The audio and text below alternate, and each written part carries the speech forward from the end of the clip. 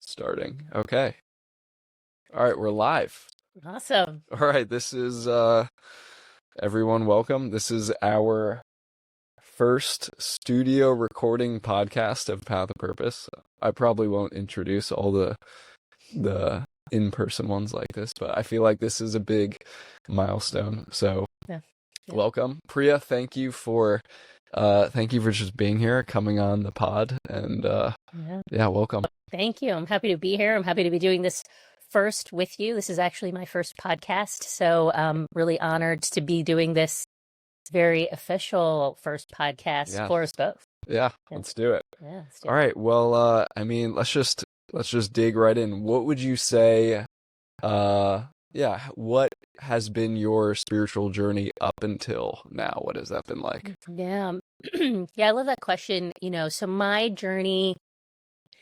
It started, in a way, I've always been on a spiritual journey, but it wasn't labeled that way. I grew up in a Hindu family. I went to Catholic school. I was going to, church every Friday and temple every Sunday. And I really could feel the depth of the conscious energy field in those spaces. There's a purity.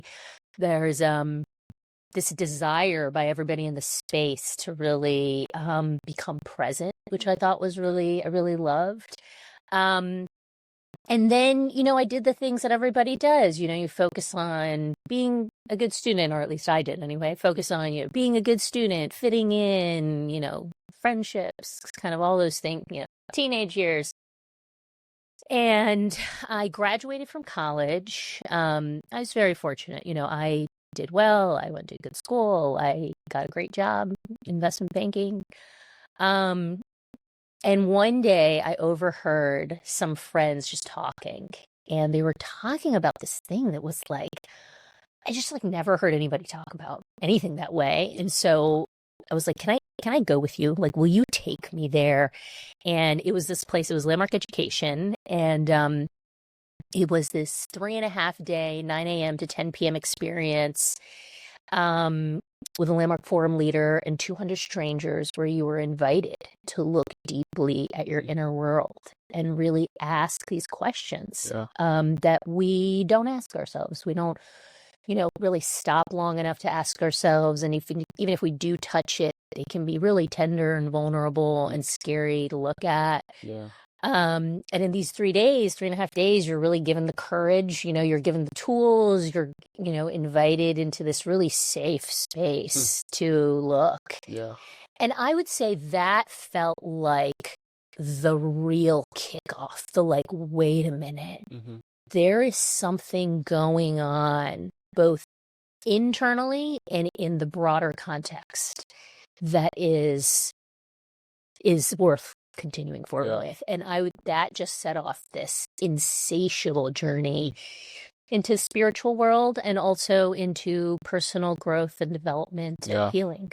So what part about what was it about that experience that sparked this kind of curiosity for you? Yeah.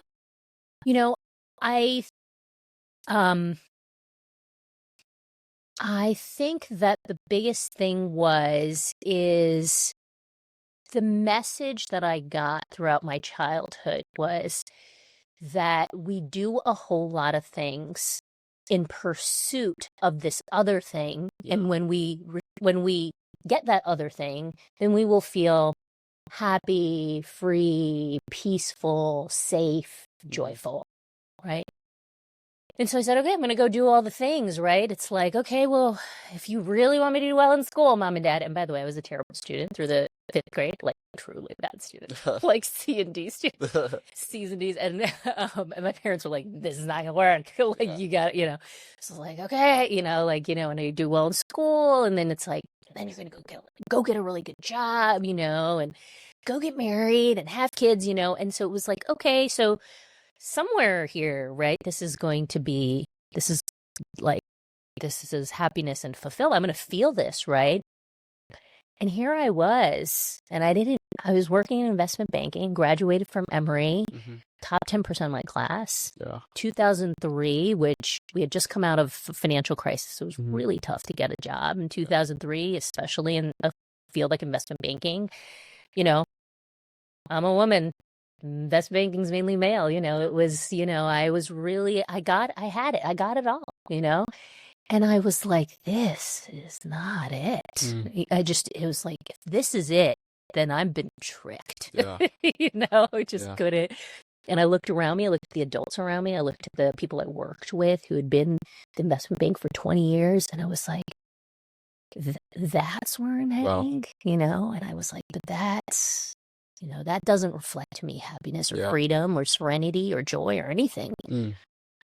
And when I did Landmark, it was the very first time that I personally felt freedom, Yeah. like from the inside. Hmm. And something like got released. And I was like, oh, freedom isn't about having more of something from out there. Yeah. It's about letting go of something from in here. Yeah. So it sounds like that experience allowed you to kind of look outside of like, okay, this is what this would be like if I played the same path out 10, 20 years down the line, and provided you with like that sort of expanded awareness. Yeah. So when after that experience you were like, there's more to this. Like what is this? What is the this? Yeah. Is that your question? Yeah. There's more to this. And yeah, I guess that's when I say that sounds really vague, but by this I mean digging deeper into what is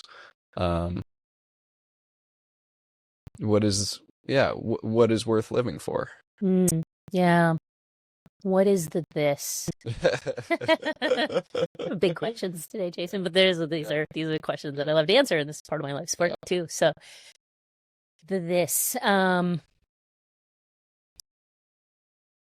Well, what you kind of realize is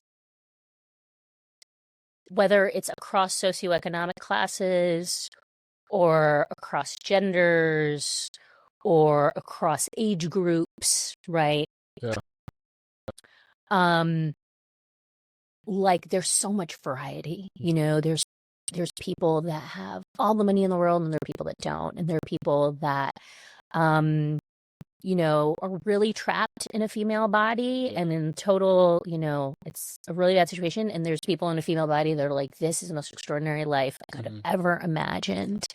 And there are people who are really old and they like really don't want to be on this planet another day. And there are people who are really old and are like, every last second I can have here, I am like, thank you, you know, for it. And so it was like, well, there's no one thing, right? Like you can have a lot of something or a little of something, a lot of youth or very little youth, or a lot of money or very little money. And it seems like happiness doesn't, like, you know, happiness, freedom, joy doesn't seem to like it's not the thing, right? And so I was like, well, this is like really a fuzzy picture here. Like this picture is not right. Like I can't seem to pin down. This is like a game of whack-a-mole, you know. Like I'm like, I don't get it, you know. It's not like the like rich and beautiful and famous are free. Like that's not what's happening, you know. And so I was like, well then, how do you have that? And it was the very first time I had any like freedom and joy. It felt like really good, like really good and really good, real and really anchored. Like, you know, like, I don't know, you have a fun night out with friends and you're like, that was so great. Then the next morning, it's like over, you know, and you're like, oh, got a lot of work to do, you know, or whatever it is that you have going on. Yeah. And so like the next morning, that feeling's gone or that experience has gone or whatever. But this wasn't like that. This was like I had received something that opened up space inside me that I got to have for the rest of my life, you know? And I did that course over 20 years ago, and I have that, like, that lives on now, and it deepens. You get Yeah. more, it gets richer. Yeah. And you're like, oh my God, like that experience enriched my life well beyond the moment inside of which it occurred. Why do you think that is? Why do I think that is? I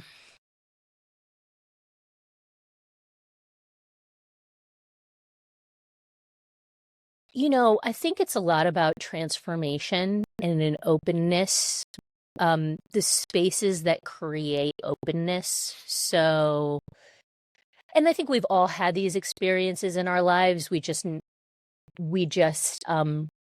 relay them differently, relate to them differently, right? It can be that time that somebody had that really fun experience or new experience that they never had before with a family member, traveling somewhere new, or a teacher who shared something with them. And it just was like opened their eyes, and right. And they were like, I was never the same after that moment. I'd never been to a country that was totally different from the United States. And for the very first time, I saw XYZ, right? And now you are a brand new person. You will never be the version of yourself that you were before. So it was a lot like that,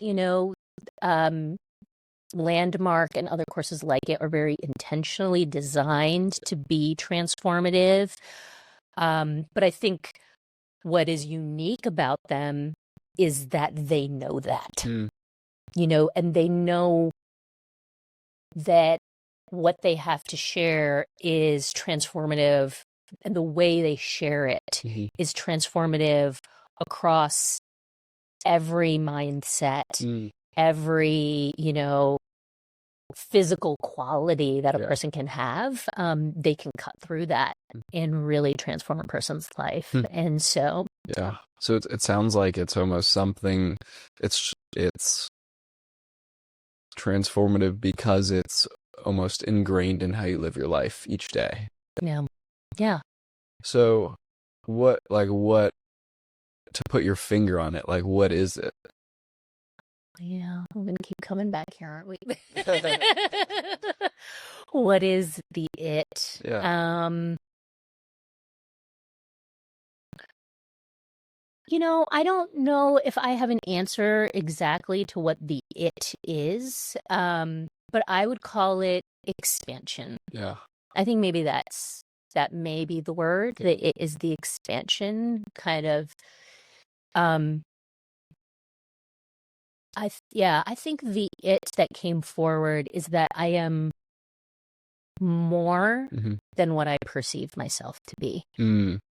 Yeah. More in a sense of, what do you mean? Like, I'm not my body, I'm not my gender, I'm not a set of experiences, I'm not an identity, I'm not my race, I'm not any of those things. So not identifying with a set of identities. Yeah. So it sounds like too that would make one feel more interconnected to others and like see how others are connected as well. Is that something that you've experienced? Definitely. Yeah, there's a lot of that. There's been a ton of that, really this. And one of the things that's been a real joy and a true expansion is for those that also have this capacity. I think people like yourselves and others that I've met that have this open space, I can sit with people like you for 30 minutes and just like get connected, right? Because we can transcend all the things that feel like, they're gaps. Like, I just graduated college, or I've been working, or I grew up in this part of town and you grew up here, like you can just transcend all of that because we're more than all those things. That's just kind of semantics. Yeah, that's really interesting. So like not getting stuck on the difference in identity. Like, oh, you're a woman, or you're a different race than me, or whatever, you're a little bit older than me. Yeah. And because it's interesting. I've experienced that as one, I guess, as I think the most common one for me probably is like a younger person. If I'm talking to an older person sometimes who's maybe in their 50s or 60s, it can be common to, I guess, for them to just see me as like, oh, you're just the young person, and it's like then there's a script that they're almost playing off of because of that. But yeah, that's really interesting. I don't really like think about that every day, so it's interesting to be aware of that, and to also like also see. I'd be curious to see where like I fall into that with other people, like maybe it's oh, you're I don't know, maybe you have been. I'm trying to think of an example off the top of my head. I guess recently growing up Jewish and now becoming, I guess, quote unquote, a Christian, saying like, hey, I have this thing that I think can help you, and seeing somebody and assuming, I guess, what I think I know is going to help somebody, Yeah. And I guess that's kind of like a nuanced one, because yeah, that's a nuanced one, and I'd love to get into that if you're willing to, but I'm trying to think of another one maybe. But anyway, the point I was trying to make is I would be curious to see where I'm like falling into that kind of subconscious behavior gap and thinking, putting somebody into a box essentially. Yeah, yeah, yeah. And I'm happy to comment even on, what can feel like the touchy subject of like religious, Yeah. identity. Yeah. Most certainly, right? Not dinner conversation about religion or politics or because that's kind of the, the tricky subject of religious identity. And I think, I love that you bring that up too, by the way, because I think it's such a problem. It's such even amongst I think every religion, but I think especially Christians, that one is a real problem, especially like people that have, and not everybody, but I've seen a lot of people that is their identity, and it gets in the way of them really like connecting with somebody and seeing them as an individual. So yeah, but yeah, please get into that. Yeah, no, yeah, I think religious identity is really interesting because it's about something that transcends the three-dimensional reality, right? So we can all be like, well, my favorite food is pizza, my favorite food is hot dogs, and we can all be fine with, nobody's going to take offense one way or the other. It's like, well, fine, you like hot dogs, I like pizza, great, right? But I think when it comes to religious identity, we're talking about something that many people don't have a three-dimensional experience of. In general, you don't, right? Mm-hmm. This idea of God, it's kind of this like non-3D thing. And so I think the challenge with it is that non-3D things non-3D meaning non-three-dimensional. So when we start to talk about consciousness, the idea that there's a creator, there's something outside of something that's not like physically right here that I can see. Yeah, so not 5 sense reality based. So you can't touch it, you can't taste it, you can't smell it, you can't hear it, and you can't see it, right? You can't do one of those 5 things with it, then it's non-three-dimensional in nature. And so in general, God falls into this category of non-three-dimensional. And yet, a very large percentage of humanity has an experience of there is something very, very, very real going on that is non-three-dimensional, that has transformed my life, right? And made me, whatever it is, feel safer, feel freer, feel more connected, feel more peaceful.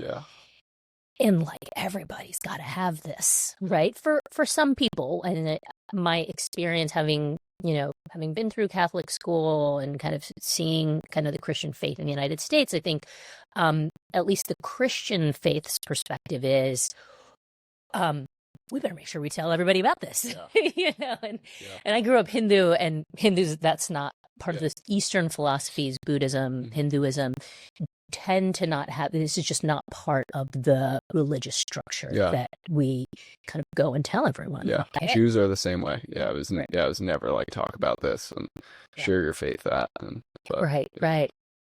And I think the challenge with that is that everyone has a different experience of non-three-dimensional reality, right? There's really interesting conversations going on right now about the materialistic paradigm versus the consciousness paradigm, right? And if you're a scientist that, kind of built a career or grew up in the United States in an allopathic medical world and really traditional, real hard data kind of world, you're like a hardcore materialist. You're like, whatever, consciousness, telepathy, none of these things are possible. But otherwise, and so you got to know who you're talking to. I think that's a lot of it. And you have to really honor their experience inside of non-three-dimensional reality. Because I think what I have found, even with Christian faith, is there's beauty, so much beauty to share inside of it. And ultimately, it's really about like, I see you as a human being.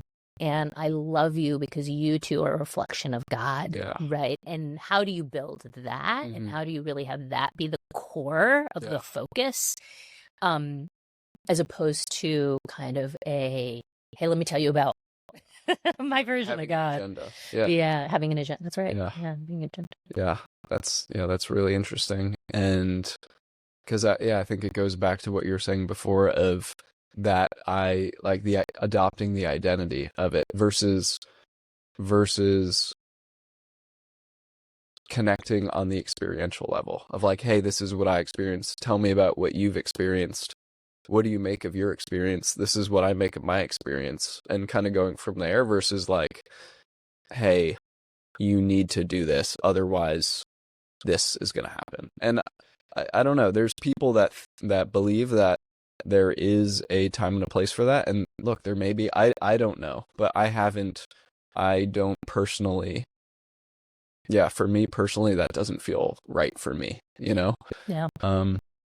But I'm curious too, like what was this like growing up Hindu and going to Catholic school? And by the way, too, some background for me, I've read the Bhagavad Gita before I became a Christian. I was doing a master's program in consciousness studies and spirituality, and reading a bunch of different spiritual texts. So I'm a little bit familiar with the Gita, but please share. That's great. You're young. I was a kid, right? So I went to Catholic school from 3rd through 8th grade. And the Catholic faith has a lot of ritual in it. So, you go to Mass and you do, there's communion, and you read the Our Father, and there's the Rosary, and 10 Hail Marys and an Our Father, 10 Hail Marys and Our Father. Like, that's what I would do when you kneel on the thing, and everybody's going to confession. And well, I'm not, I wasn't baptized, so I was like and I was like really like I did the thing. I was like, okay, well, I can't go. Wait, so why were you in the school then? Who put you in the school? My parents put me in the school. So, my parents grew up in India, and in India, Catholic schooling was considered a very good education. Those were like the good schools in India. So when they came here, both my parents went to Catholic school in India.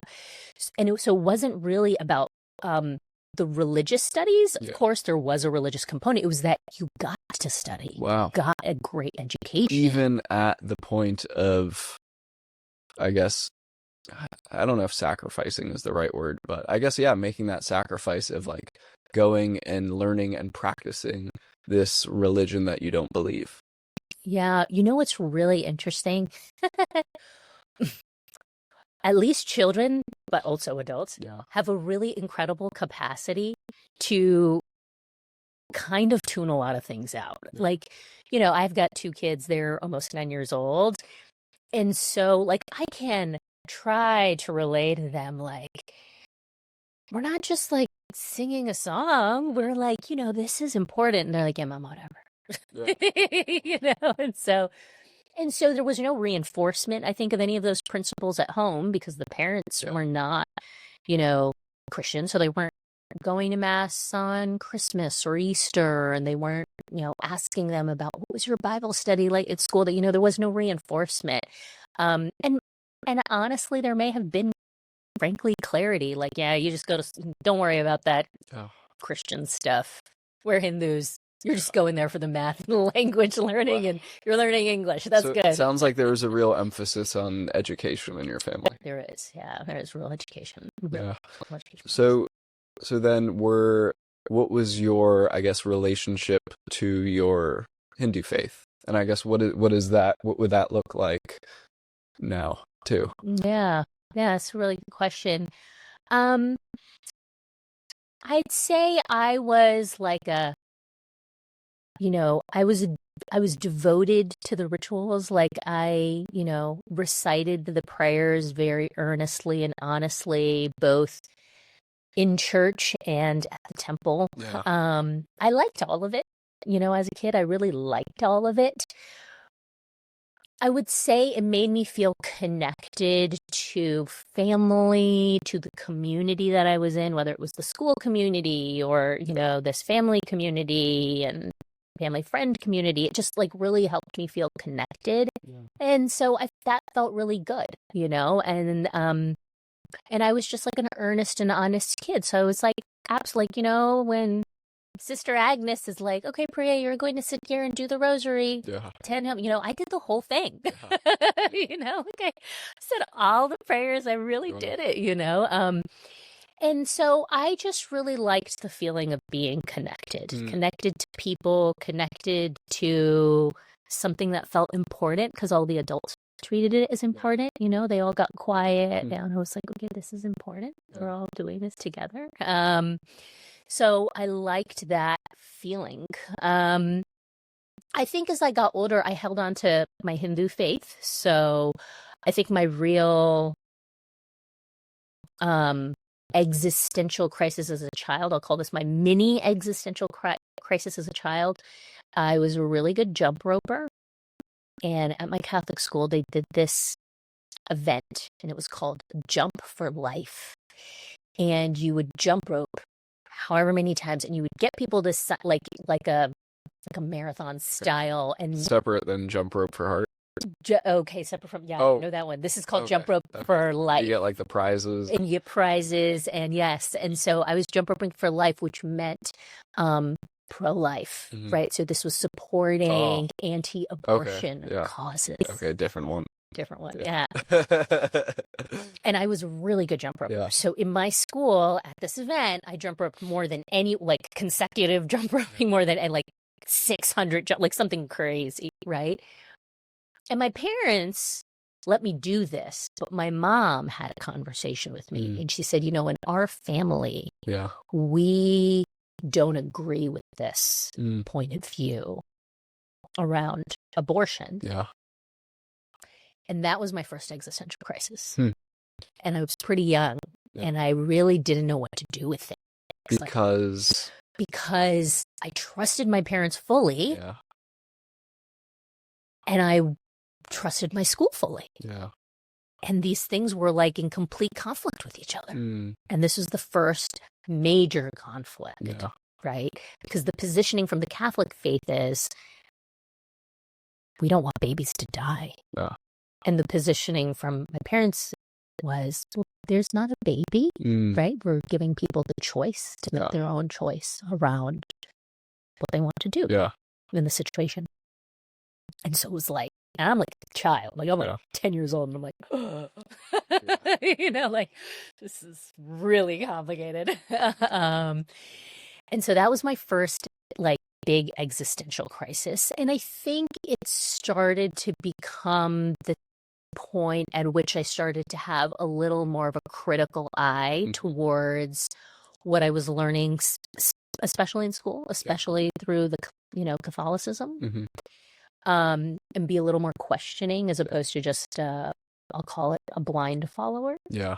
And it made me more curious about the Hindu faith, but I also felt, I think, maybe a little like, none of this makes sense because it's all not because it didn't make sense, but because it's not a faith that has a very structured process of communicating how it works, So there isn't like sermons and, there wasn't any of that. It was kind of books written in dead languages, prayers being said in dead languages that nobody understands. So I'm repeating these prayers, but I don't actually understand any of them, you know?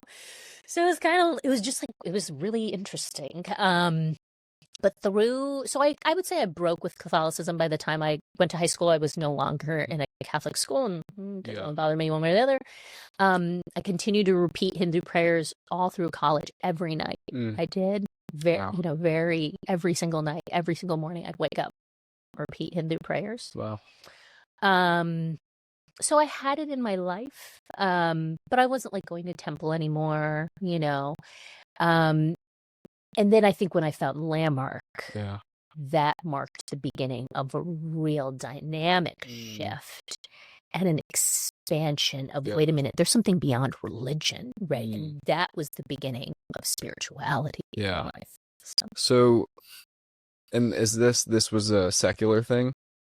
Secular. Landmark? Okay. Landmark is secular, yeah. And so it seems like, at that point, it seems like now this is more of there's more of an emphasis on experience. And also, and if I may, it also sounds like more of like a relationship with something rather than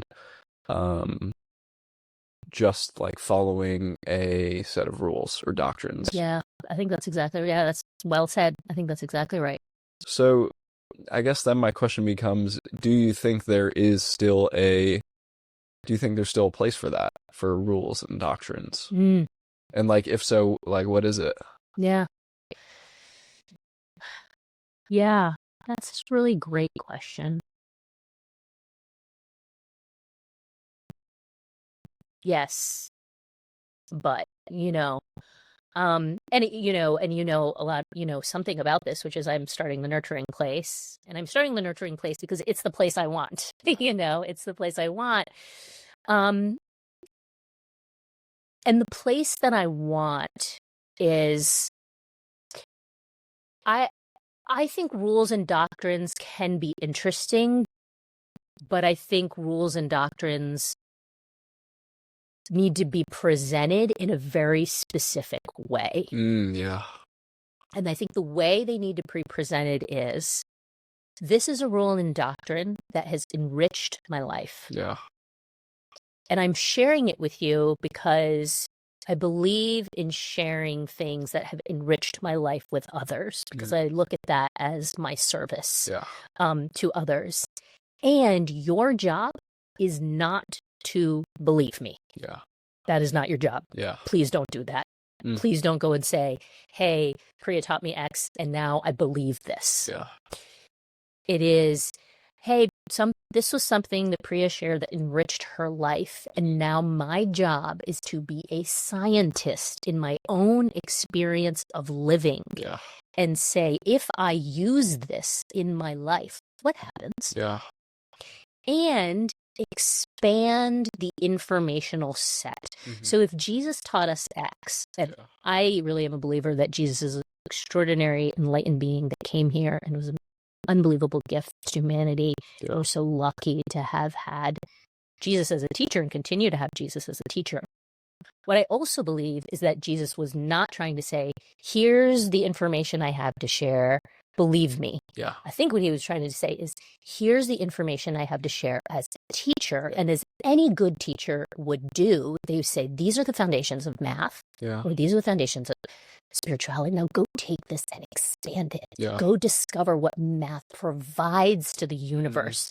Go build rocket ships and expand our understanding of physics and, science, right? And I think that's actually the way doctrine, creed, rules can be used really thoughtfully, right? Here is what my experience. Now go take this and expand our understanding of consciousness and of spirituality and of God, and then take what you learn in your lived experience and share that with the next generation to expand the foundation upon which they can then build. Yeah.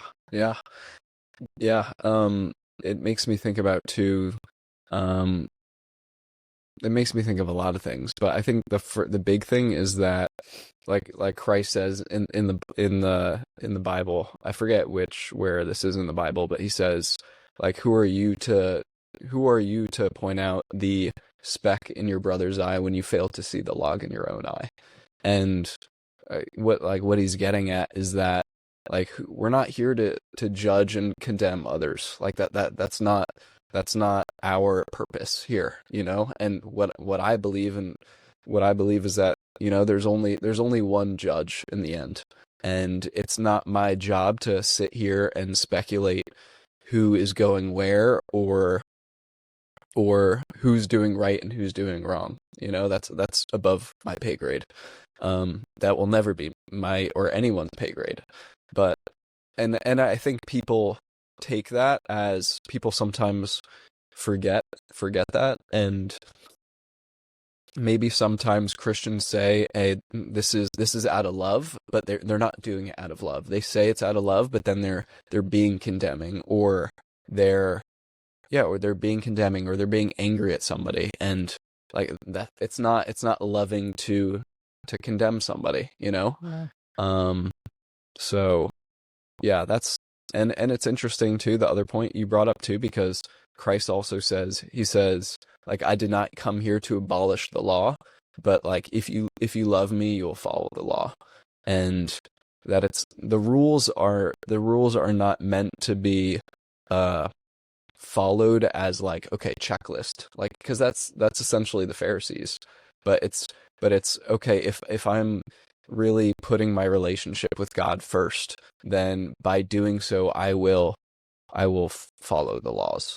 And I mean there's times where like we mess up, you know, like I'm a sinner, you know, I'm a sinner. Like I get angry, I get prideful, I get impatient, and like there's times where I break those laws, you know, but then it's about, okay, how can I then get back in right relationship with God? And for me, what I do is repenting, and in prayer, just repenting for what I've done wrong, you know. Um but I think that people get a little carried away of like condemning others, and who are we to really judge somebody else when we're doing things in our own life that are condemnable, if you're using the same measure, you know? Yeah. Um, but I'm curious too. About you talked about like Christ as a great teacher and an enlightened being. Like, tell me more about like what you believe to be true about him. I find Yeah. that really interesting. Yeah. Yeah. I mean, I think, and I'll move beyond Christ, because I think Christ is an enlightened teacher, but I think we've actually had so many Yeah. enlightened teachers. I would say every major religion exists because there was an enlightened teacher here, right? Whether it was Muhammad, or it was, Ram and Krishna, or, these were all enlightened teachers that were here on the Mhm. planet.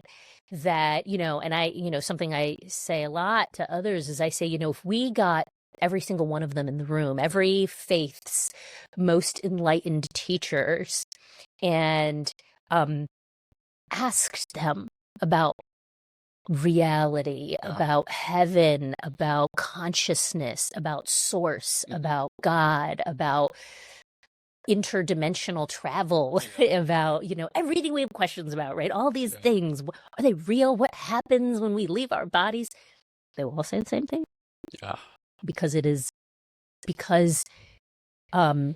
ultimately there is kind of a singular truth about what is happening, right? And all of them are messengers of the same truth from every person that I have experienced as a teacher in this three-dimensional reality, like actual live humans that I've interacted with, who have been spiritual teachers of mine, who have believed in really many of these teachers, right? Yeah. They are Christians, they are Hindus, they are Buddhists, they are Muslims, they are Jews, they were like, all that exists in the universe is love.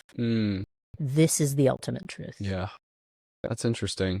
And it makes sense too. I used to listen to a lot of like Ram Dass, and I remember there was a story he was I don't know if he was telling it or Krishna Das was telling it, and they were sitting around Maharaji.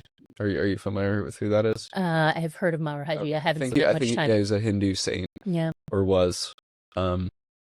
And all the Westerners were kind of sitting around Maharaji, and they're asking, they're like, how can we, like, what can we do? What sort of spiritual practices can we do? And he would just say, like, get out of here, like, just go follow Christ, like, go back. And he would say that to all the Westerners.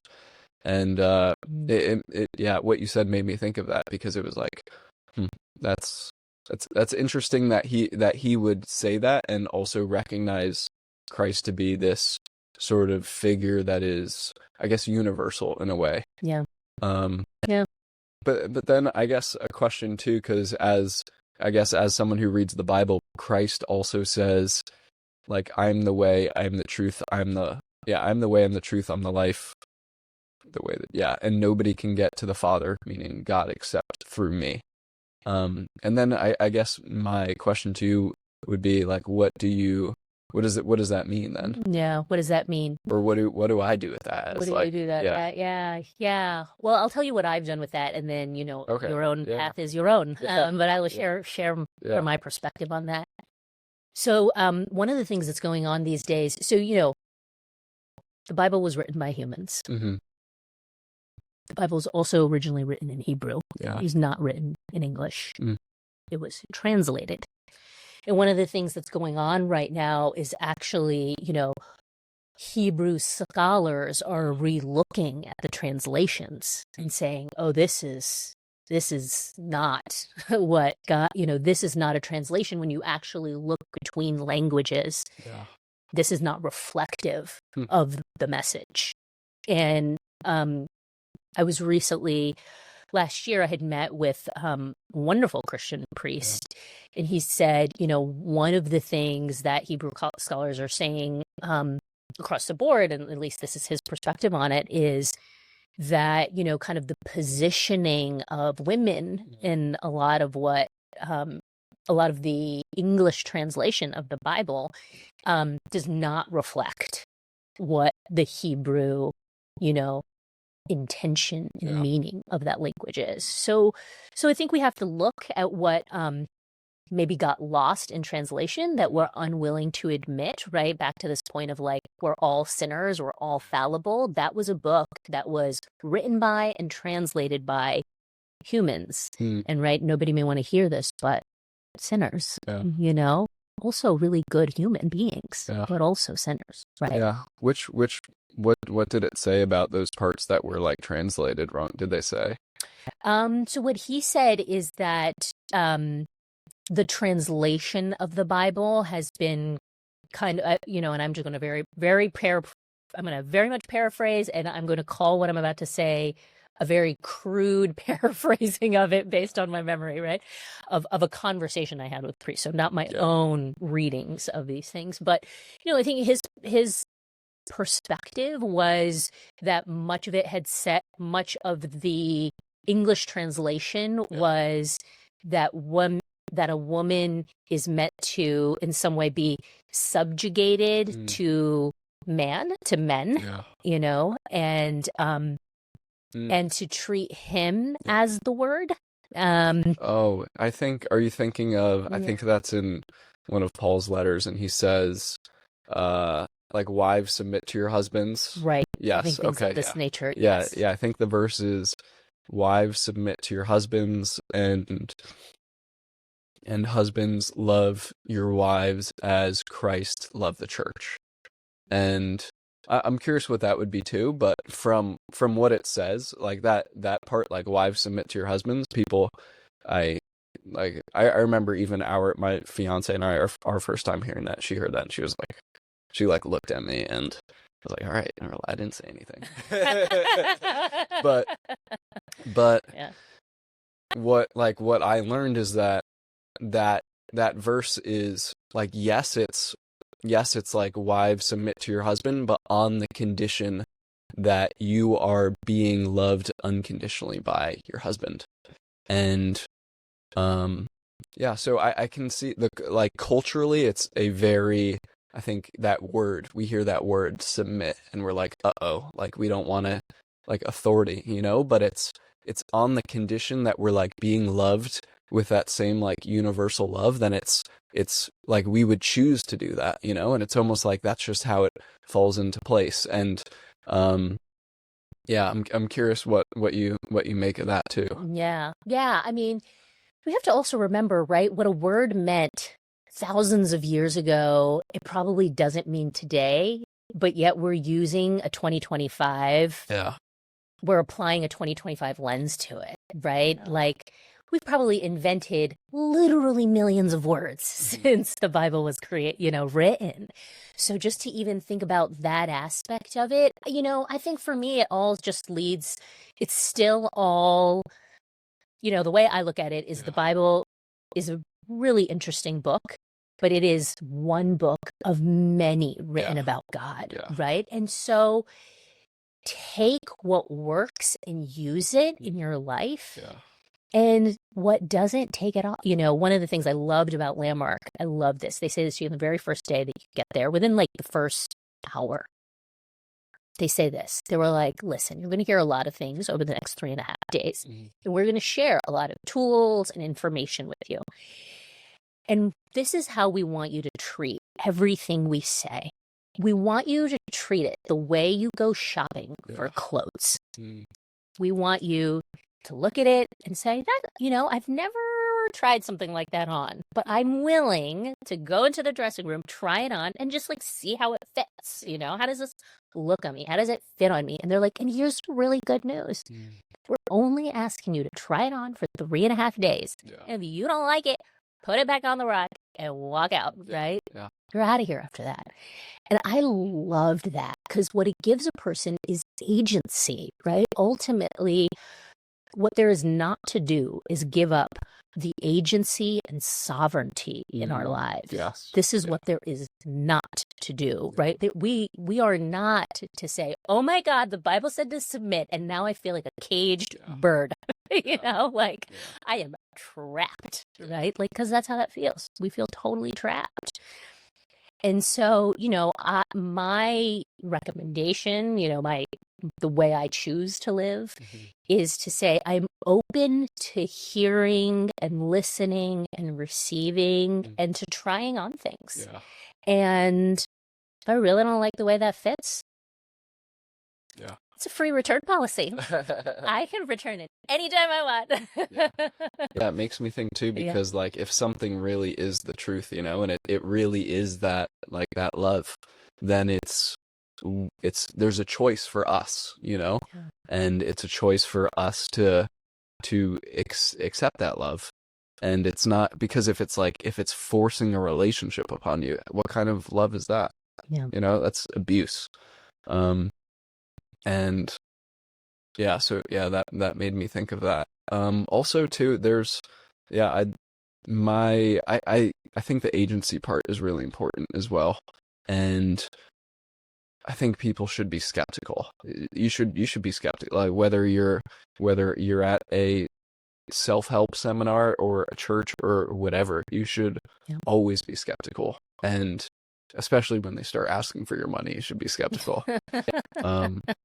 Because I don't think there's anything wrong with using our discernment and our wisdom of like, okay, this doesn't feel right, Yeah, I think you're right. That's right. And yeah, for me, how I got here, a little bit about my story. When I was doing my master's program, a big part of that was looking at different spiritual traditions through the lens of Western psychology. And in looking at that, for some reason, like Jesus, like just kept coming up. For instance, in that Ram Dass story, for Maharaji saying like, go follow Christ, or Buddhists referring to him as an incarnation of Buddha. He kept coming up in different places. And for me, like at the time, I didn't like believe in God. I grew up Jewish and we celebrated holidays. But I didn't have like a relationship with God. I didn't pray. Yeah. And for me, it was always something like Jesus was always like this like cliche of, oh, they're talking about Jesus, or they're Jesus freaks. And it was just like kind of a buzzword. And in my studies, when it kept coming up, I was like, why is that? Why are different traditions holding him in a high regard? And at that point, I was curious to learn more about the teachings, still as a skeptic. and without like adopting, okay, this is the truth, or he is the Son of God, but just looking at him as like, okay, he's at the very least, he's a guy that knows some things. And I was like, okay, I'm down to learn and look for some things to learn, and started going to a church, and honestly, like skeptical, like still when I go to church now, I'm skeptical, but going to church for a year, and not as I didn't consider myself a Christian, but I just wanted to go and to learn and to see like what are these teachings about? Why do different cultures hold them in high regard? Why are there so many people that are Christian? And still as like I very much as a academic and being curious from that perspective. And then a year later I was sitting in the Good Friday service, and they were talking about the resurrection. They were talking about the resurrection, and they said, this was while Jesus was getting crucified, and right after he was crucified, the temple basically gets split into two, and there's a Roman centurion who's standing there and sees this all happening. And some context, the Romans weren't of the same faith. They weren't Jewish. They didn't believe in God. They were more of a polytheistic, had more of polytheistic beliefs. And the Roman centurion is like, truly, that is the Son of God. And hearing that and seeing that, there was something in me that shifted, where I was like, if this Roman centurion, who is of a different tradition and faith, can see and acknowledge Jesus as the Son of God, like, why can't I, as an individual who's of the same culture, of the same culture, the same heritage, like, why can't I see that? And yeah, so that was my kind of getting, I guess putting my faith in Christ. But still skeptical, like I go to church, and if we're going to a new church or something, I'm still skeptical. Even if my friends are telling me about their experiences, I'm still skeptical. I don't think that skepticism ever goes away, nor do I think it should go away, because the second we lose that is the second we lose our agency. Yeah. Is the second we lose our agency. Yeah. Yeah, and I think, I would say, I think where we are now as we look to the future. So, what has been happening is we have the rise of the nuns, NONES, right? And this is the religiously unaffiliated, and they are now the largest group of people in the United States, right? As of 1980, the vast majority of Americans were religiously affiliated, and now we have the largest percentage of people in our country have no religion at all. And I think that and this is where I'm going to start to, I think, make leaps, but I think we're ready for this, is we can move beyond skepticism. Yeah. But the way to do it is experientially. So, and this, and I think this is where, my perspective, both my work and what I think, we need next is spending our lives in churches and temples isn't going to get us any further anymore. Where we're think? No, I think what did you say? I said, you don't think? No. And I know that because we've been doing it for thousands and thousands of years, and we continue to keep killing each other thousands and thousands of years later, right? Here we are, killing each other, deeply divided, deeply hateful, thousands of years later. Yeah. So you don't think, moving forward in the future, you don't think there's any place for a church? It's not that there isn't a place, but we need to expand, right? And so, why I went on what I call a spiritual path, which is and it's not just Landmark, right? So I took so many courses with so many different teachers. I did a program in spiritual psychology at the University of Santa Monica with Ron and Mary Holnick, who are like extraordinary, actualized human beings. I did body work. I've done therapy. I've done, group work, traditional Chinese medicine, Ayurvedic medicine, really this very full range of experiences over 20 years is because churches and temples only take you so far, but you have to get in the pool, right? So here's the difference. Yeah. Churches and temples are like reading books about swimming, like learning the mechanics of swimming, like kick your legs, arm over arm, head down, head to the side to breathe, all of that. That's what churches and temples can provide you for a lifetime. But until you jump into that pool, feel what it feels like to have freezing cold water in your body and not be able to breathe momentarily and come sputtering up, you have not begun a journey with God. You just haven't. Yeah.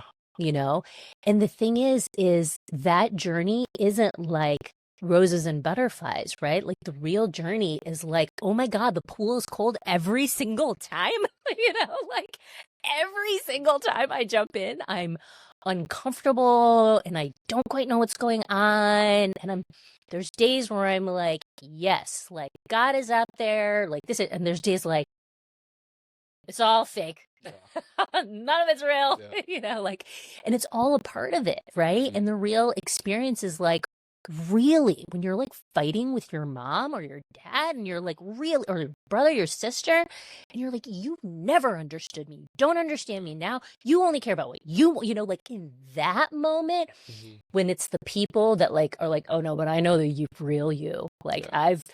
All this stuff that you project yourself to be, forget it. I know the real, you're fighting with your spouse, right? In that moment, can you shift who you are? Yeah. Right? Because that's the moment where you get to say, I am a reflection of God. Yeah. I can stop this thought process, this way of being, this energy flow, I can interrupt it. I can see my role, in this clearly. I have a role in this. It's not just them, and that requires a different set of tools than churches and temples provide. Yes. Yeah. And I think please correct me if I'm wrong, but it seems like what you're getting at too is the difference of going to an establishment or I guess an organization versus having a relationship with God. Yeah. I think those two things are totally different. Yeah. Totally and completely different. Yeah.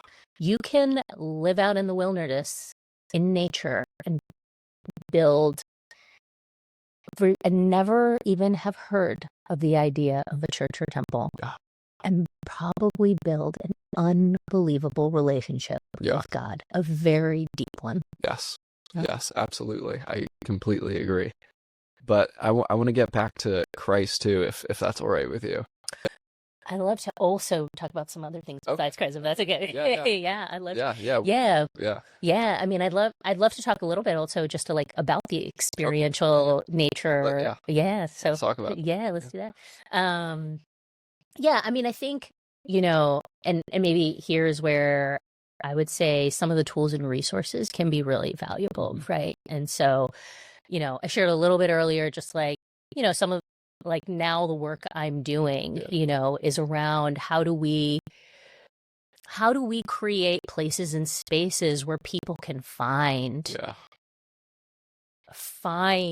more of themselves, more alignment with who they are, so they their next path, the next place that they go is really intentionally driven, right? It's not I guess this is what people do, so I'll just go do it. It's really intentionally driven.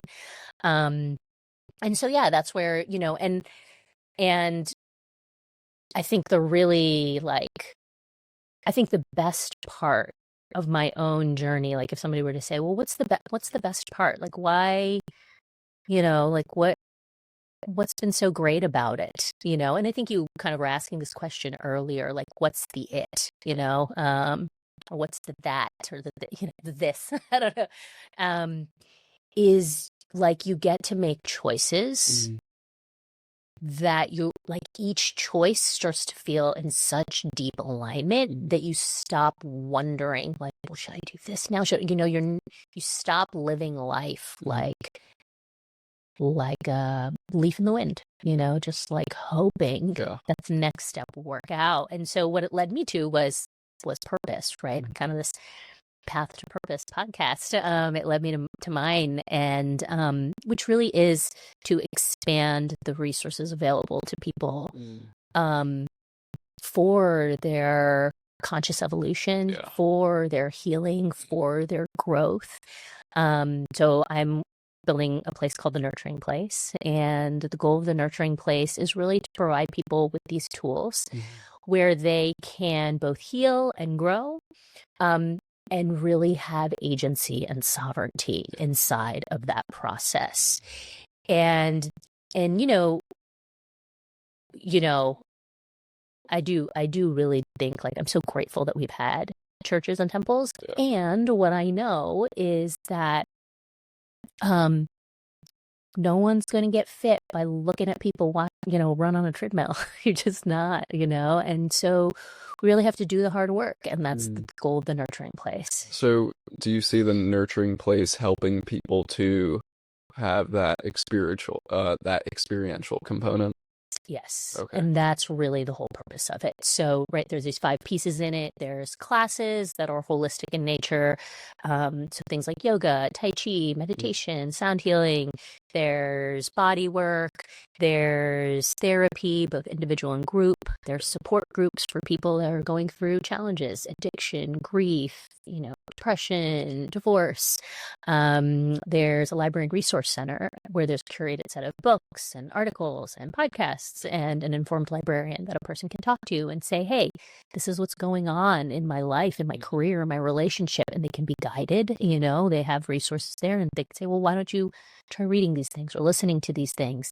And then there's creative space. So I call it a playground for adults, where people can really use our creativity, artistic capacity as a channel for healing, and growing and expanding our consciousness. And, I think to make the choice to say, I am going to release what's stuck in my body, and I'm going to do that intentionally through a set of practices like Tai Chi or yoga or meditation, or I am going to sit down and really be with this emotional state that I have and allow that to be channeled through an artistic, modality, right? That is getting on the field. That is getting in the pool. That is saying, I am willing to be with my own life experience that has been really hard, and I'm willing to look at what that has meant and what that means. And I'm willing to grapple with releasing it and not having it dictate my future, not letting it become the thing I hold as a crutch, and allowing myself to be inside of the unknown, because I know what I'm called to is X, but it's too scary, and that takes real work. To do that takes an enormous amount of work. Is this something that you feel called to do? Oh, 100%. This is given to me by God. This is life purpose. This is calling. This is sacred purpose. This is a life of service. I think one of my favorite things of the Christian faith, and I think one of the things they do really well, is really share with others the importance of a life of service, and one of the things I say about spirituality is that imagine spirituality is like a mountain, right? So we're all at this base of the mountain, and there's a whole bunch of people that eventually actually get to the base of the mountain. They're like, I'm on a spiritual journey. I know it now. I know it. And right, you're over here, Jason, and I'm over here, and I can't see you. Like, I don't know that you're over there on the other side of the mountain, and I'm here on this side of the mountain, but we're both climbing, right? And the more as we climb, we will all meet at the top, right? And we may have different faiths and different life experiences and different backgrounds and genders and socioeconomic, all the things, right? But eventually, all who climb the spiritual mountain arrive at the same place. And what I have found for myself after 20 years of spiritual work is there is a singular point upon which you arrive where God's voice starts booming. God's voice is always the same. And it is surrender unto me. Allow me to lead your life. Jump into the unknown. I promise it'll be amazing. It'll be beyond anything you can imagine. Just follow me. And this came like a siren. About 5 years ago, God was like, "This is it, Priya. There's no more courses and classes and spiritual work. There's no more, You've done it all. You now it's time. Let go. Let me lead your life." So yeah. So now he's leading your life. And now God is leading my life. I refer to God as an it. Not a he or a she, but an it. Yeah. But I let the greater consciousness, and I have many words for it. So it's, whether it's consciousness or source or, really whatever one wants to call it, that greater energy field from which we're all connected, born, to allow that to allow my life to unfold into that. Yeah. So when is the first location going to be in Austin? First location will be in Austin. Okay. Yeah. So, I'm in a building process. So, it's physical space. It'll be kind of a membership-based space. The idea is very similar to the YMCA. So the goal is for there to be a sliding scale membership where really anyone can participate, right? So I don't want circumstances to be the reason that people can't get the support and guidance they need, And so really, just as physical wellness, so YMCA makes physical wellness available to everyone, the intention of the Nurturing Place is to make mental, emotional, physical, and spiritual wellness available to everyone, and to really shift the paradigm, right? To begin to say our whole person wellness is more than just, maybe going to a doctor once a year and getting a checkup and then being like, well, all your bloods look good. You're good. Go on. Everything's fine, right?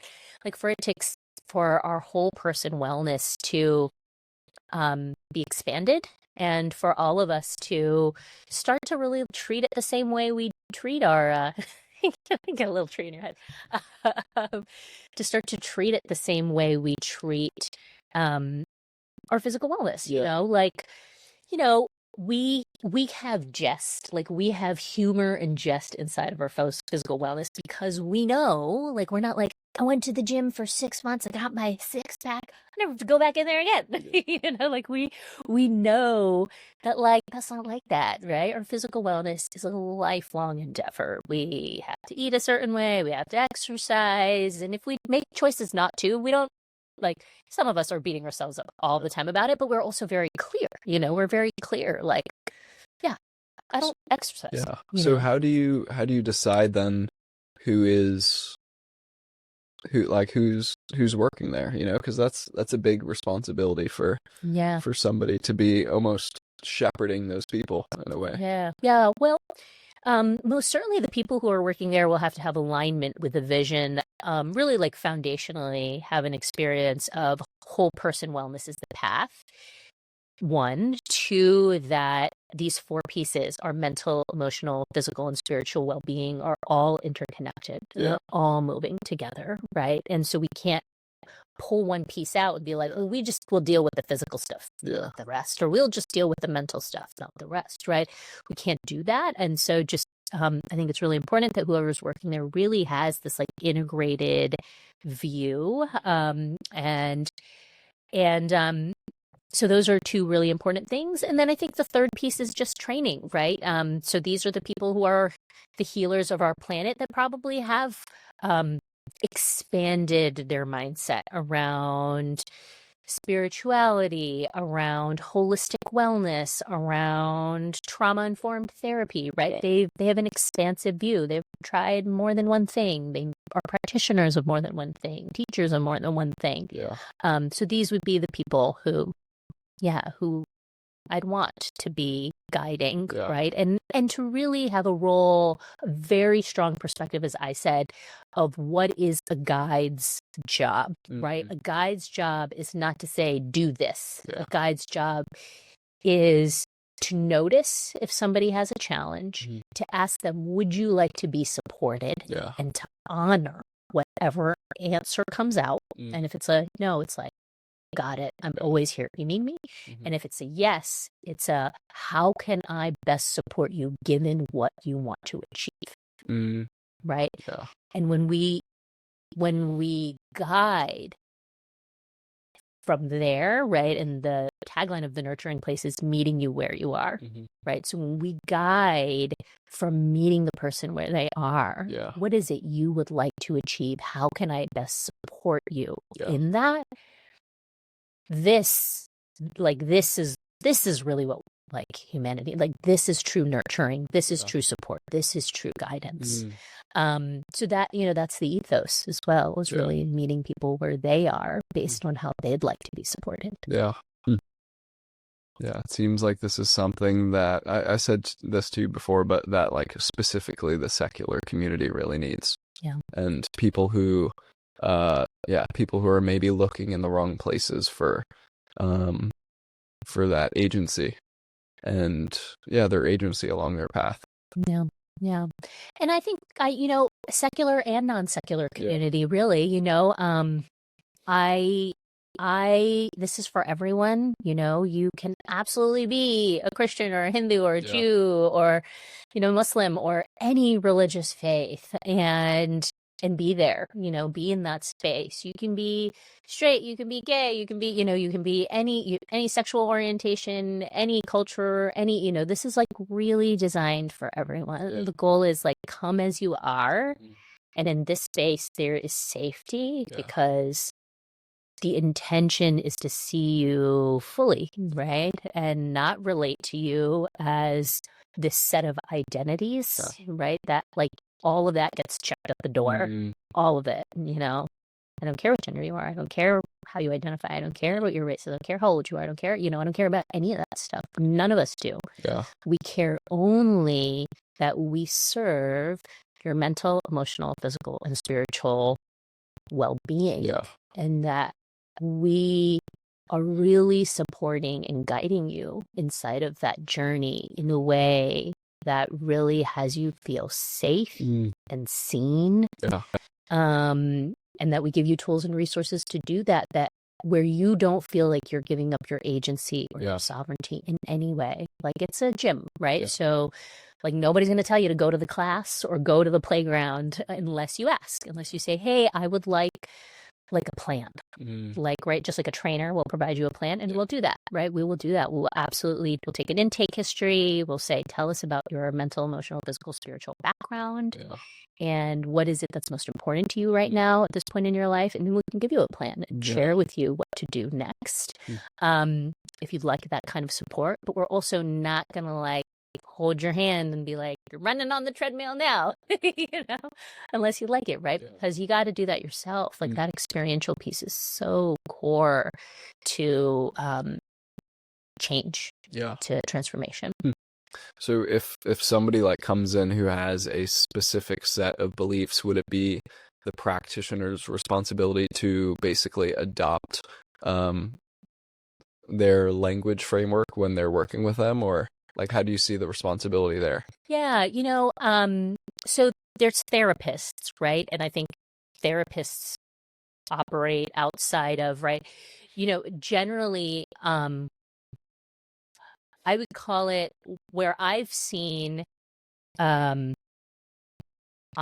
practitioners work most effectively with others is when they really take, like, a Socratic method approach. And so they're really there in an inquiry-based model. To be like a mirror. To be a mirror. Got it. Okay. Yeah. So it's just reflection. It's not positioning. Yeah. As this grows and becomes a thing that people go to, it seems that would be a really important thing to hold on to as you grow. Yeah. Yeah. Yeah. Yeah. So I have a question too. When you felt that God called you to do this, did you feel that he called, or it, in your words, called you to serve a specific group of people? Well, that's a really great question. So it was really interesting because I was like, okay, right. So you want me to go do this thing? This is like totally different from anything I did. Like, you know, my background is finance. Like I worked for 20 years in the financial world. I started in investment banking, then moved to impact investing, then worked with nonprofit organizations, kind of in like a CFO capacity. And so when this, and I knew like I was looking for work that was more in alignment with who I was, which is why I made all those moves. And so, when but I knew like in 2019, I was like, okay, it's time to let go of the finance, right? And so I knew that this day was coming. Mm-hmm. And when I did that, and I put this question out to the universe, and it was like, what would you have me do? This was the question. Yeah.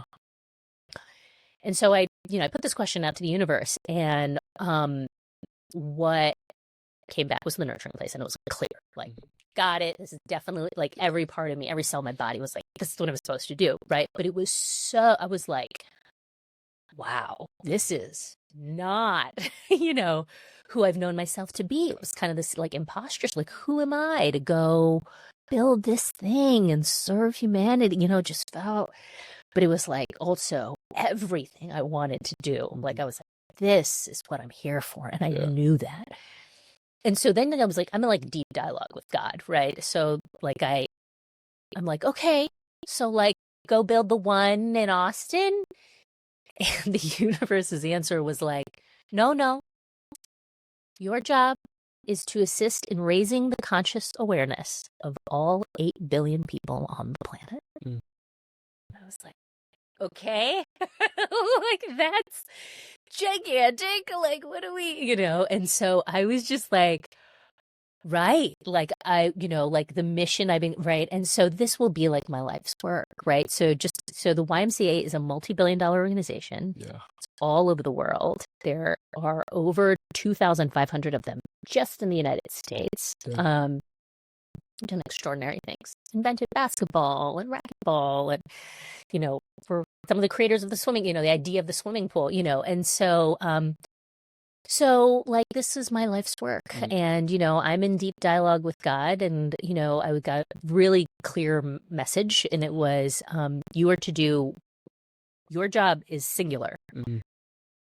Be the catalyst and hold the vision. Mm-hmm. Right. And right now, because I'm in the founding stage and, fundraising stage, I'm doing a lot of other things. Yeah. But, what has been very clearly, very clearly transmitted to me, and I am very clear. It's like, no, Priya, you're not meant to like be the CFO or technology officer or chief operating. You're not going to do any of that. You will give that away as quickly as that becomes feasible to give away, because your job is to be the catalyst and hold the vision, right? And really, the vision is raising the conscious awareness of humanity, of all 8 billion, and that's my job. Yeah. So, yeah. Day by day. Day by day. I know. Wow. Yeah. You must feel a day by day overwhelming sense of purpose then in each day. I do. What's been really great for nearly 40 years of my life, right? I'm 43 now. This all came forward when I was like 38. Mm-hmm. So for nearly 40 years of my life, I just had this, I just kept looking around and being like, is this it? Is this all there is? Is this the whole point? And I just kept being like, this can't be all there is. I just kept feeling that, right? And I have kids. I really love my kids. I got 2 boys. They're amazing. They're huge loves of my life, right? And parts of me were like, can't I just want to just be a mom? Like, I was like, can't that just be like my life's work? And I'm like, right? But it was like, there was something more. I was here for something more. And ever since this came forward, that question went away. Wow. It hasn't been a single day, not even a single second of a day where I've asked that has come back to me. Wow. There's got to be something more to life than this. I'm like so clear. Yeah. Yeah. Well, let's see where we at in time. Chatting for a while. It is, oh my gosh, it's 11:20. Oh, we have time. Yeah. Do you have to go? No, we have time. I didn't realize. Yeah. Okay. Yeah. All right, can we get back to Jesus now? Is that okay? Sure, we can get a little more about Jesus. I know this is your favorite topic. If you don't want to answer something, please feel free to just not answer or whatever. But I'm curious too, just because you've said a lot of things before about him like being a teacher, and I guess the other traditions too, having good teachers and holding him kind of like in that same regard. But I guess my question is more about like the resurrection. Like, do you believe that happened or no? I don't believe in the translation of the information. Mm-hmm. So the real break that we have a really big problem having. So I am like really deeply connected to angels and guides. I get a lot of guidance constantly. It took me a really long time to admit this because it lives in the world of woo-woo, right? It lives in the world of people being like, that's just weird. And you're a former investment banker. You're a former investment banker. Yes. And the truth is like, I was also like, this stuff is weird. Like, it was happening to me. And I was like, this stuff's weird. It's happening to me. It's weird, you know? And for a long time, and I did like, I've done 2 past life regressions. So this is where you go back, you are with someone who can take you back into past lives. So I've done 2 of them. They were 2 of the most impactful things I've ever done. Yeah. And in one of my past life regressions, the person who was leading this woman here in Austin, it's amazing. She said, you could bring a question list. So before we go into the past life regression, we could just talk through what it is you want to achieve. Like, why are you here? So we sit down to talk.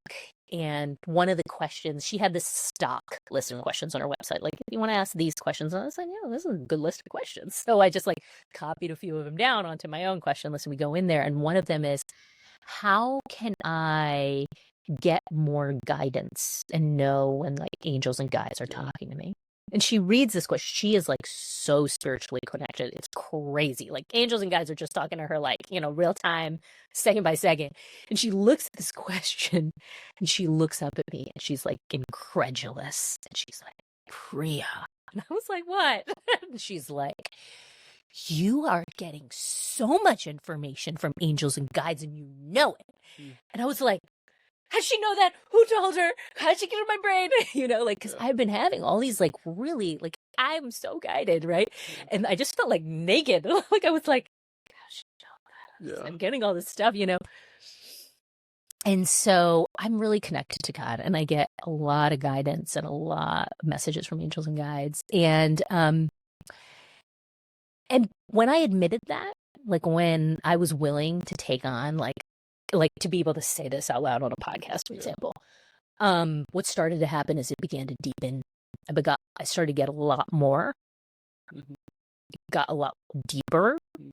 It expanded. Like, I was being shown a lot more, and I was being shown a lot more about truth and the universe and consciousness and reality. And things started to open up. Like, I can easily just like dunk myself, for lack of a better word, into like the consciousness framework. Like I can just dunk.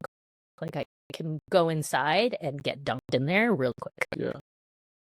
I don't know how else to explain it.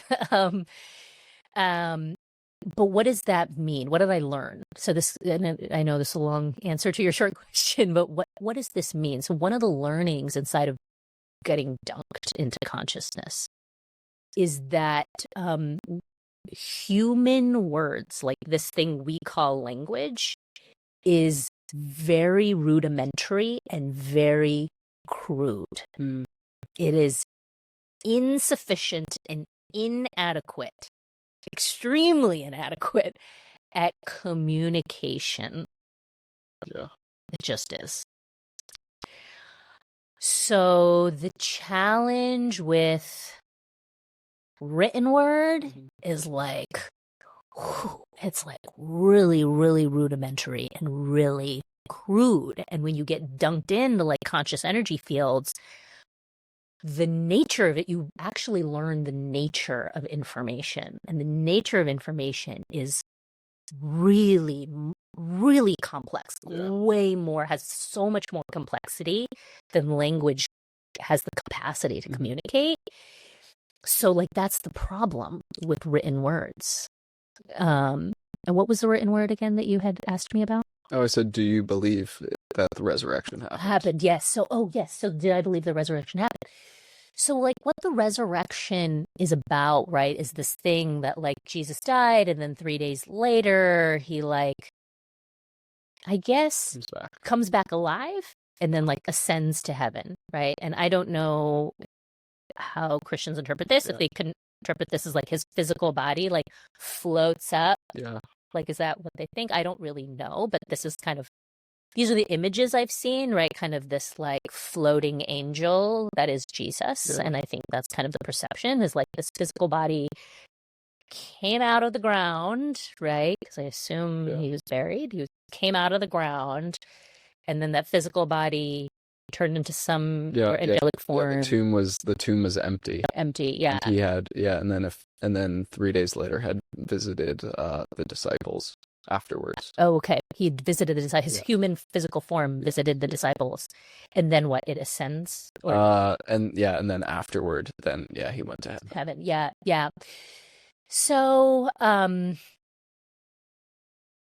don't think that happened. But I don't think it's because there wasn't something really extraordinary that didn't happen.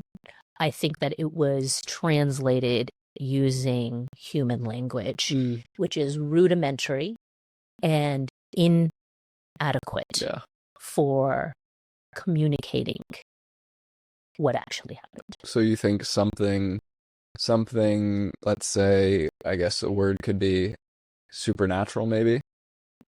Yeah. Or something. Something based in consciousness that is the structure of consciousness. So like something, I guess, could you use the word miracle or no? I don't want to put words into your mouth. Yeah, no, I appreciate that. So miracles are totally real. Okay. So there's absolutely, miracles are real. They can be real in 3-dimensional reality. I know that too. So, right, there are many, many mystics, saints, sages who currently walk our planet who can, like, for example, physically touch another person's body and heal ailments. Like this is going on. Like there's no, right, this is, people can, the scientific community can say like that's not possible, and yet it is happening, right? So I would put that in the miracle category. I wouldn't put miracle. I would say again that a miracle is a label. It's not. It actually does have a framework, and it has a framework that is real and a framework that can be replicated. I think when people say the word miracle, they kind of view it as something totally irreplicable, non-replicable, could never happen again. Yeah. So do you think something that was irreplicable happened, and then some of that got lost in the language, and that's what that's what you think? Yeah, I think something extraordinary happened that the disciples and many people around Jesus had never experienced before. Something extraordinary happened, and they had never experienced it before, and they viewed it as non-replicable. Yeah. But I think it's replicable. Yeah. And I think it has to do with the conscious energy field that one is inhibiting. Wait, so you do think that what happened is replicable? I do. I actually think it happens now a lot. If I were to guess what happened then, I would actually say it's happened quite a lot over the course of humanity. So what do you think happened? So, have you heard of the telepathy tapes? Are you familiar with them?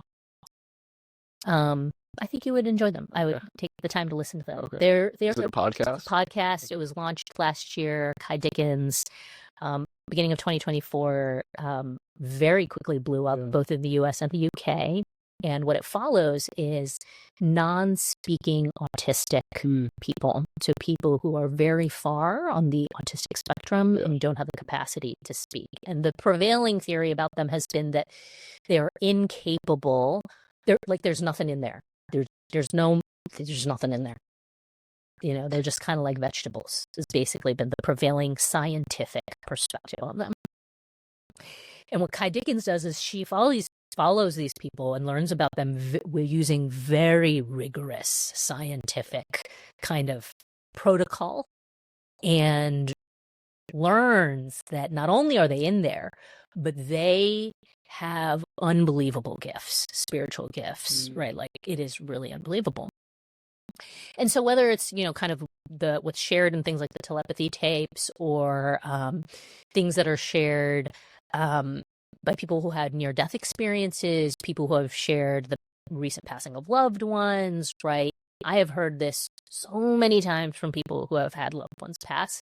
I think there's vast amounts of literature, frankly, on this, very reputable literature on this, of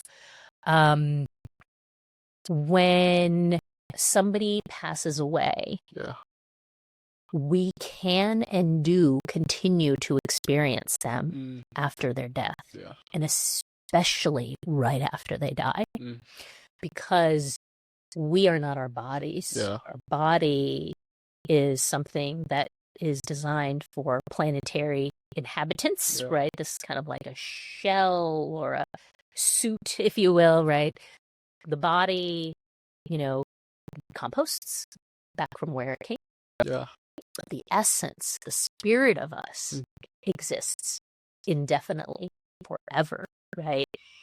And so I think, and further,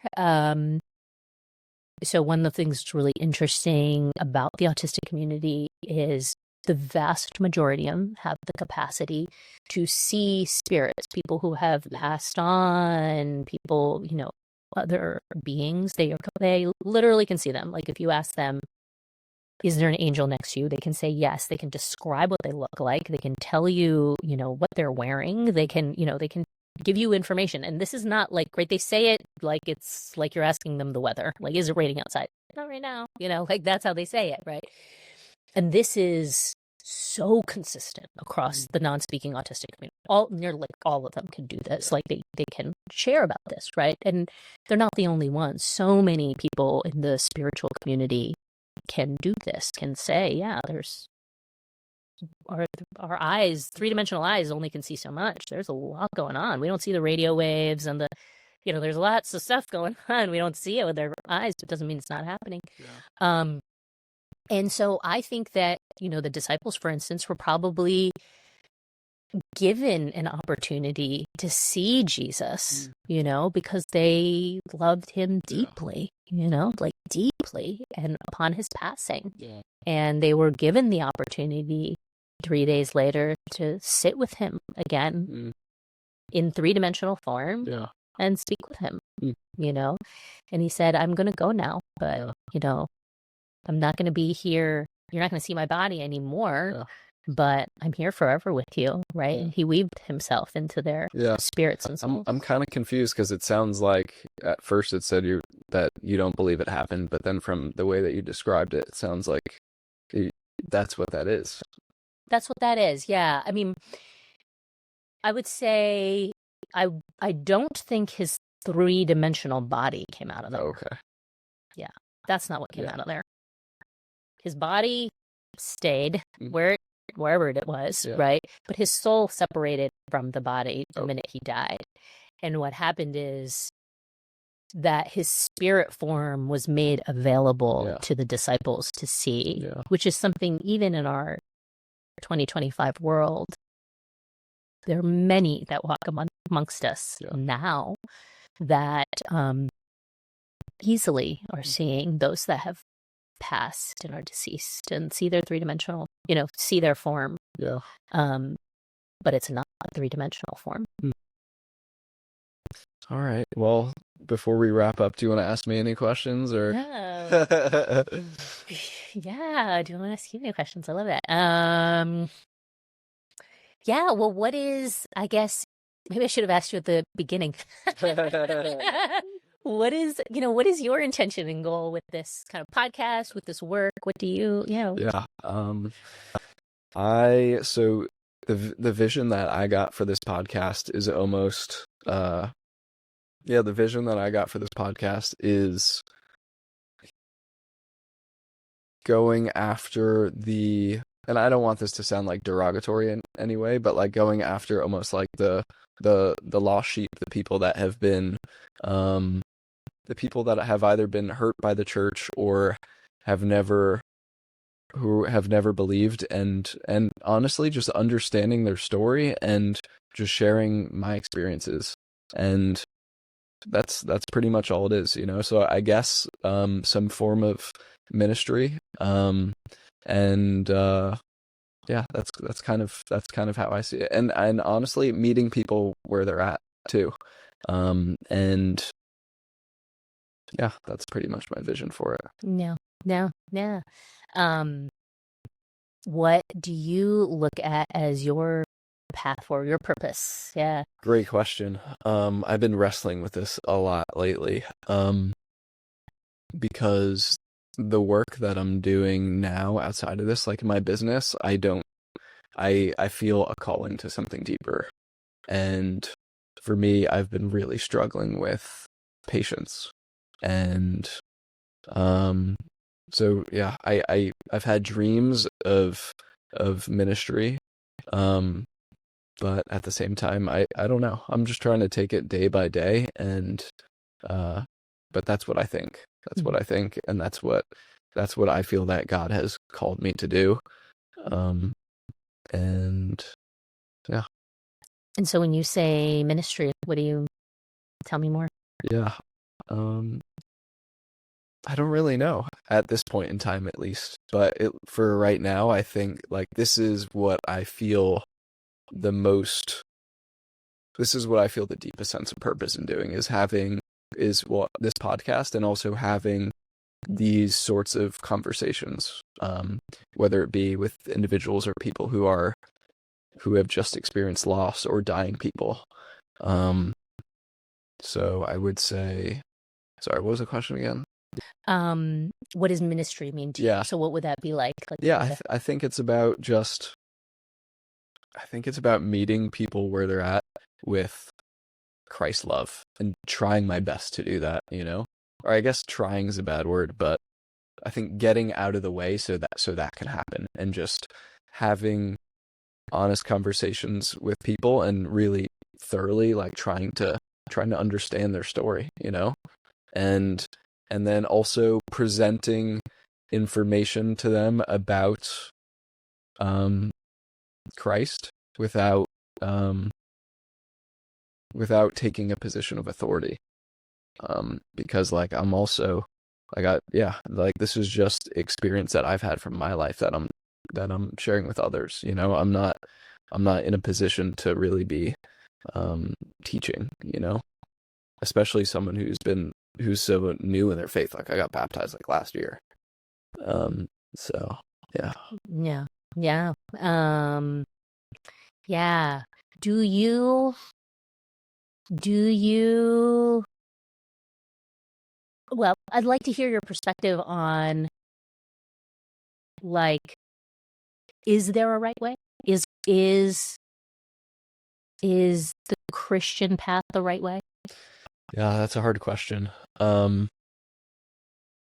And this might get me into some controversy, but I don't really, for me, I believe it is. And I see all I can do is really to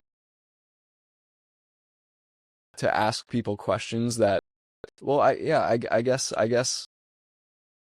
I think, I think having a relationship with Christ is, I guess that would be my bias.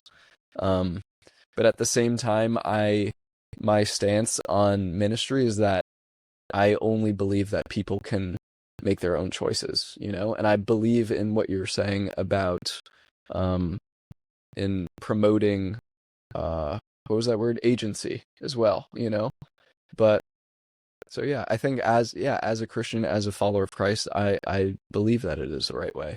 But I don't think that doesn't make me better than anybody else. If anything, I need to be more aware of how I get in my own way and how my bias of that can get in the way of me communicating with people.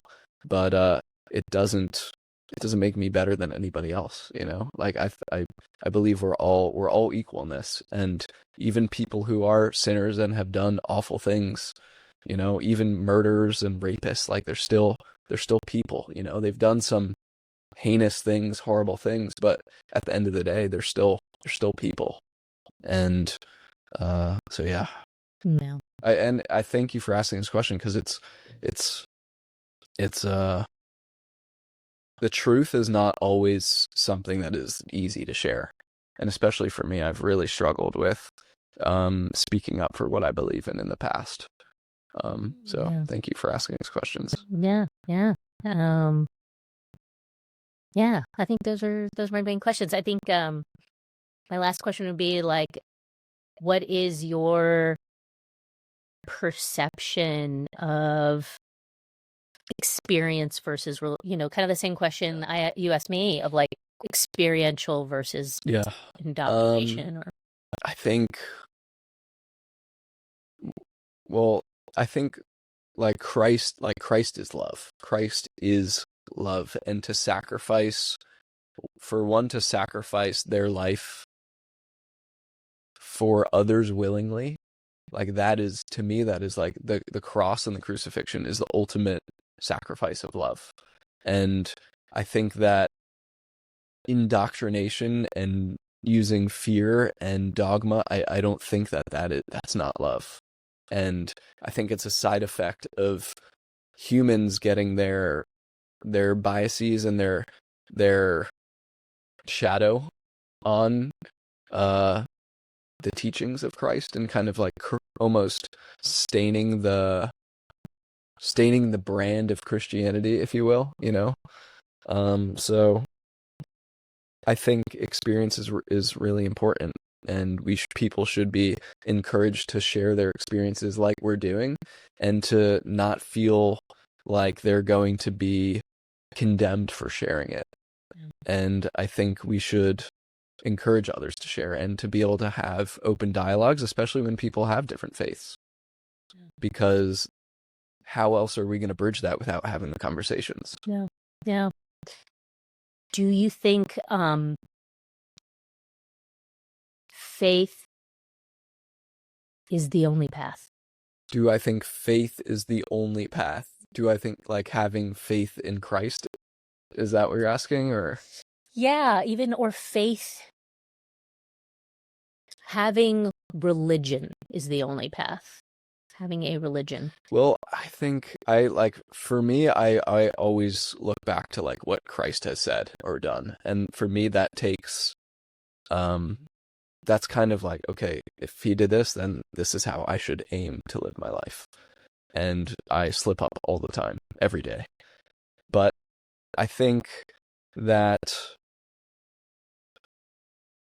sorry, you said, is faith? Can you repeat the question one more time? So, like, I gotta get better. Is religion the path? Yes. Oh, thank you. You're used to being the question asker, not the.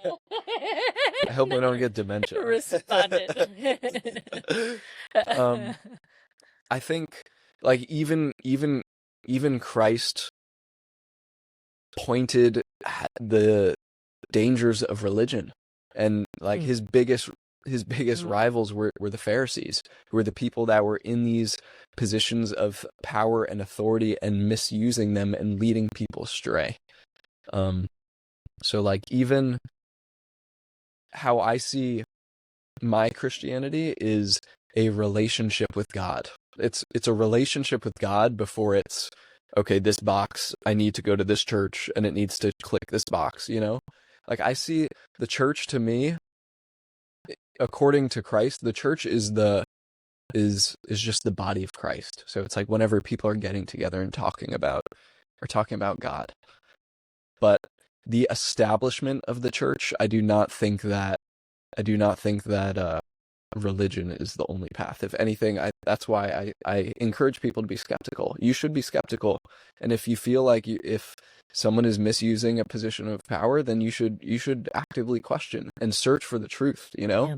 Like you should, above anything else, you should search for the truth. Yeah. And I mean, that's why even if I have different beliefs than somebody, or on the surface level, right? If we bring this back to our conversation about identities, right? Like even if I would identify on one level as a Christian, that's why I still encourage people. For instance, the last guest, he's a humanist chaplain. He's not a Christian, but the way that he was with a inmate on death row, he was with him, like at his feet, telling him, "You are loved, you are not alone," as he's getting put to death. Like, to me, like, I don't believe what you believe in terms of maybe your beliefs about God, but like, to me, I know that is love. Yeah. And to me, like, that is the truth. That is the truth. So Yeah. I think we, as believers and non-believers, but like, I hold believers to a higher standard because your people's eyes are on you, and you, like, if you're gonna say you're representing Christ, like, you better, like, with your heart be trying it, you better be, like, really trying to. You can't just say you do it and give it half effort. Yeah. Like, your heart needs to be in it.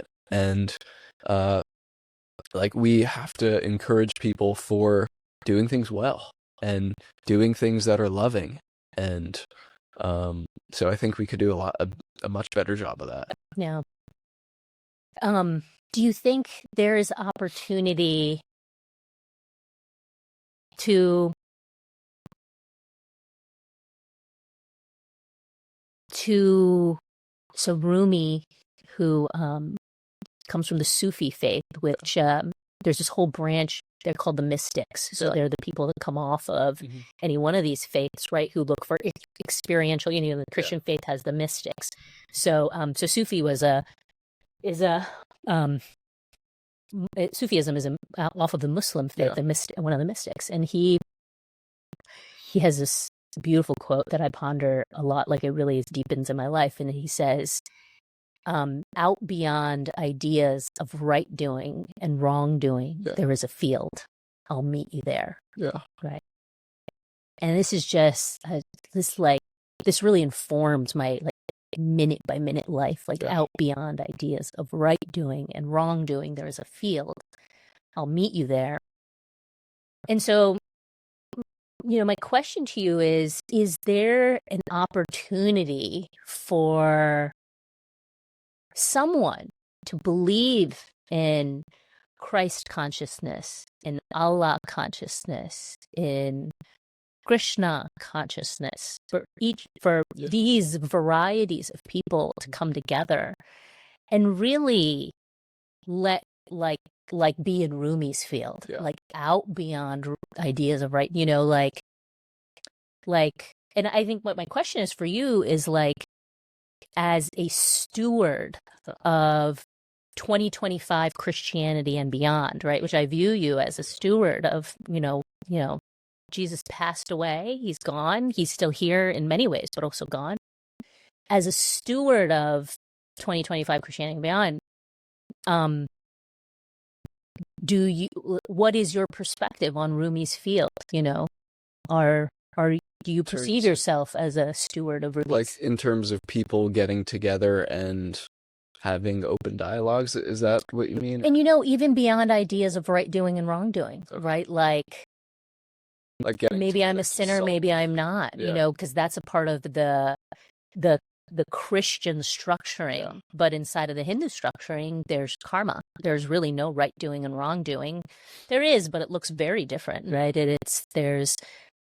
I'll come back again, because that's what you have to do when you haven't sorted out those areas of yourself that need sorting, right? How do you be a loving steward of humanity, of yourself, of, as a spouse, as a mother, as a, child, as a parent, And so, and it's just a different lane, right? And it lives beyond the field of right doing and wrong doing, right? I'm not coming together with the Christian to say, I don't know about sinners and non-sinners, right? I'm living in Rumi's field to say, out beyond these ideas of right doing and wrong doing, there's a field. And that is where I will meet you, right? And I think as I ask this question, I'm also sharing probably my own perspective on it, which is my belief of what the opportunity is for faith. The opportunity for faith right now is to say that structure is a structure, and my structure is a structure, and the Judaism structure is a structure.